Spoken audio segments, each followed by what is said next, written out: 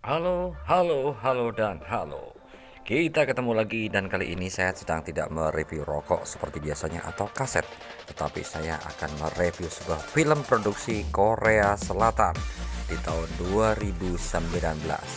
Korea Selatan ya, Korea bukan Kroya. Hahaha. Kalau Kroya sih deket Cilacap sana di wilayah Banyumas juga ya, Kabupaten Banyumas juga.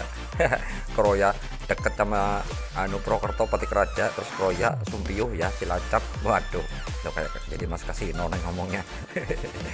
Oke, film produksi Korea Selatan ini berdurasi 74 menit saja. Jadi kalau urusan mau panjang durasi ya mesti beli obat kuat dulu ya kan. Duh, ini film aduh malah kayak apa aja, teman-teman juga asli lagi.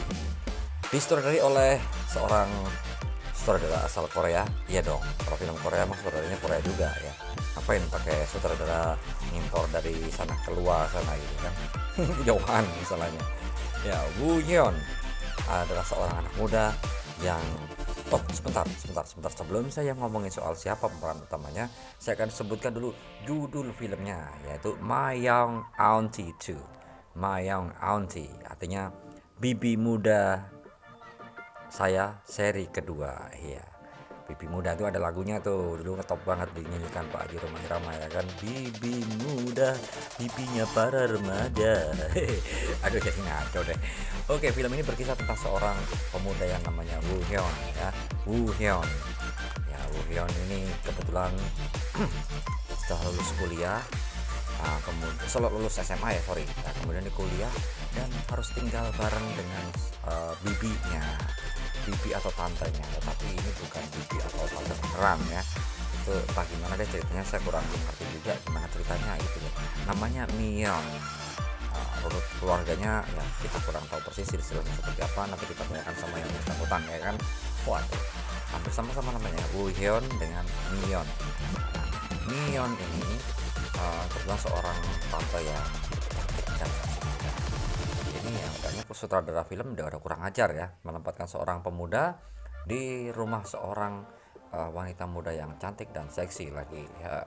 Dan Anda tahu apa yang terjadi jika seorang lelaki dan seorang wanita berdekatan, maka pihak yang ketiga adalah sutradara, kameramen, dan kru film ya kan. Namanya juga film. Ya, ini ceritanya si Woyon ini pada suatu hari menyaksikan sebuah peristiwa yang tidak akan dia lupakan seumur hidupnya, yaitu ketika dia memergoki sang anak sedang berkencan dengan seorang pemuda. Wah, deg deg sir, deg deg sir. Dia melihat kejadian itu dengan mata melotot dan lidah menjulur, kemudian napas terengah-engah. Kayak apa aja. Yang jelas, ya dia menyaksikan itu dengan penuh ketegangan lah, terutama bagian itu tuh ya, yang tertentu itu ya. Maksudnya bagian kaki tegang banget gitu, sampai gemeter gitu loh. Melihat bibinya melakukan adegan tersebut dengan pacarnya. Uyan kemudian terbayang-bayang dan ya bisa ditebak jika kemudian sabun mandi adalah sasaran utama dari Wohyun.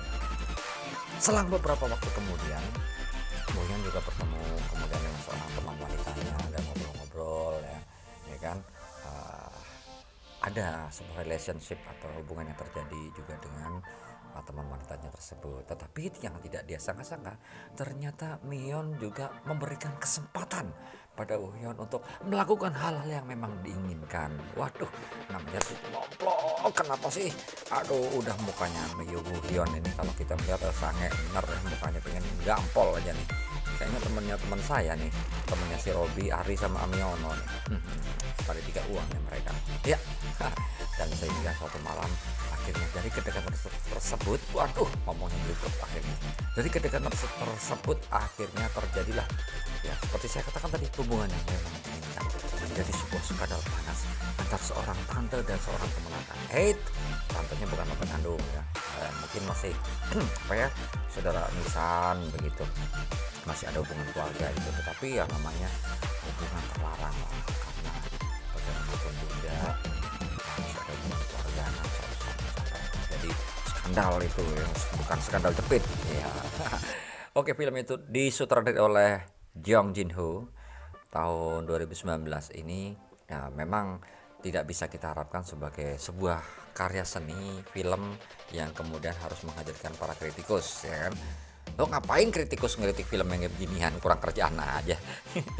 Dibintangi juga oleh beberapa pemain yang memang muda-muda seperti Yo Jang yang main sebagai si tante cantik Mion, kemudian juga Sang Woo yang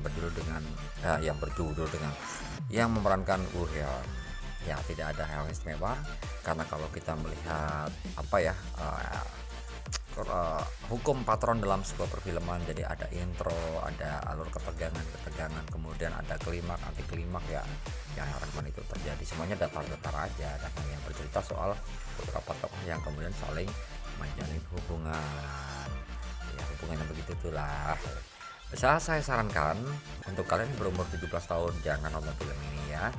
Karena saya yakin bahwa sabun akan cepat habis, demikian juga dengan sampo, dan lantai kamar mandi menjadi licin. Kemudian saya menyarankan film ini hanya ditonton oleh kalian yang sudah berusia 17 tahun ke atas, atau yang terutama bagus lagi Anda sudah menikah, ya kan. Jadi ada sasaran. Kalau yang bujangan nonton film ini, saya takutnya ya, kalau yang model toys sih nggak apa-apa, takutnya kalau lihat pintu terus jadi sasaran, wah kejepit pintu dong.